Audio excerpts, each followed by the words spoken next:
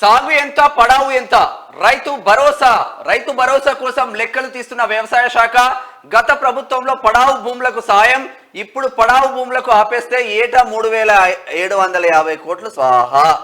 అయితే పడవడ్డ భూములు ఏవైతే ఉంటాయో ఏవైతే దున్నుడు బిన్నుడు ఏం లేకుండా గుట్టలు చెట్లు ఇటువంటి భూములకు రైతు బంధు ఇచ్చేసి మొత్తం కూడా సోమేష్ కుమార్ తీసుకోవాలి. అయితే ఇక్కడ వేల కోట్ల ఎకరాల భూములు ఉన్నటువంటి 100 కోట్ల ఎకరాల భూములు ఉన్నటువంటి భూస్వాములకు మంచి జరిగింది.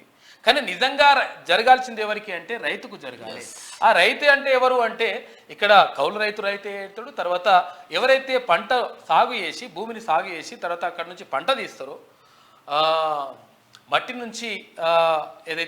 నుంచి అన్నాన్ని తీస్తారో వాళ్ళని తీసినటువంటి రైతుకు 100% మంచి జరగాలని చెప్పేసి ప్రభుత్వం భావిస్తూ ఉంది. అందులో భాగంగా పడావు భూమి ఎంత ఉన్నది, తర్వాత సాగవుతున్నటువంటి భూమి ఎంత ఉన్నది, సాగవుతున్న భూమికి మాత్రమే రైతు బంధు ఇచ్చినట్లయితే 3750 కోట్ల రూపాయలు ఆదా అవుతుంది. ఆ ఆదా అయినటువంటి పైసల్ని వేరే పథకాలకు అంటే అవి ఇవ్వచ్చు.